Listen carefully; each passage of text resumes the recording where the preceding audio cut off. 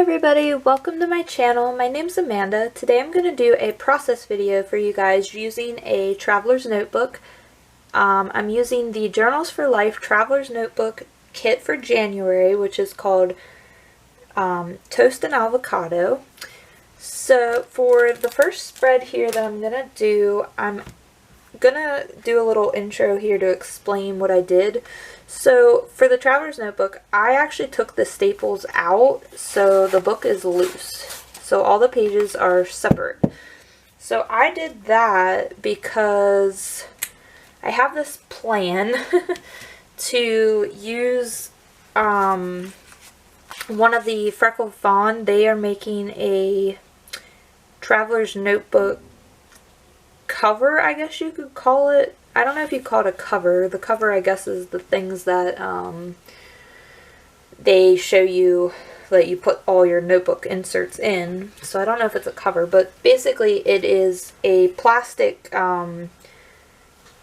booklet that's page protectors, and they're like made just Traveler's Notebook size, so you can literally have your pages separate like this to work on them, and then when you're done you slide them in and they're all together just like a Traveler's Notebook.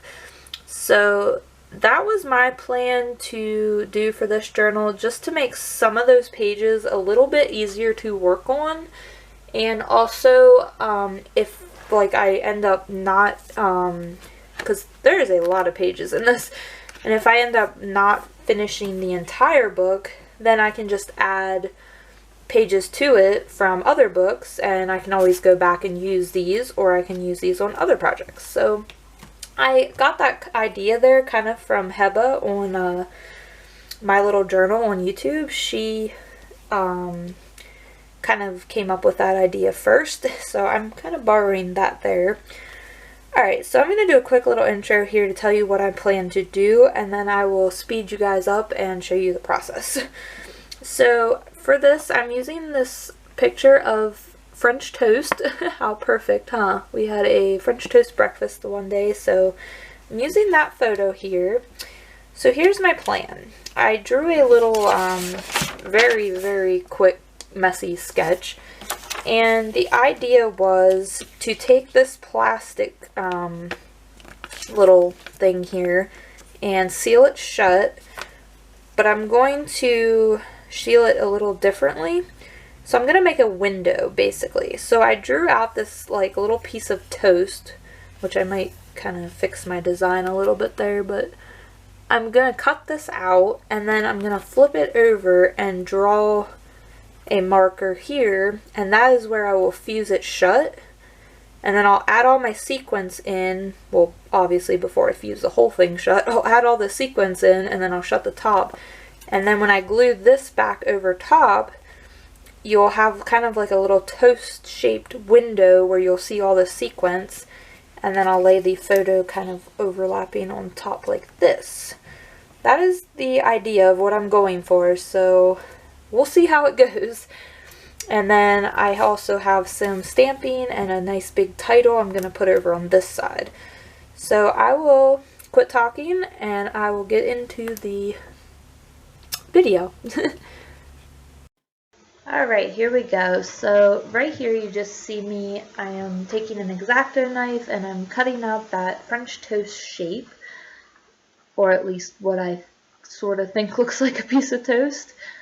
I didn't use anything to draw it or anything, I just totally freehanded it, and clearly I am not a very great drawer, but that's okay. It can be a little wonky. I'll fix it up here with some scissors. And as I told you guys in the little preview, my plan was to go ahead and trace around that and fuse it, but I ended up with not as much of a border as I thought there would be, so I went ahead and just fused the pocket as a square instead of making that toast shape. I thought there'd be more of a border where like the sequence would get hidden and stuff, but there's really not much of one. I kind of made the toast pretty big there, so I ended up just making a square pocket, which was a lot easier anyway.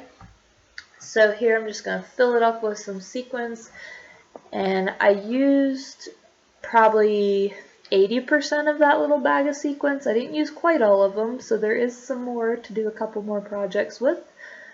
But it's a pretty big pocket, so I filled it up pretty good. Now I'm going to try to get as much of the air out as I can and fuse that top shut there.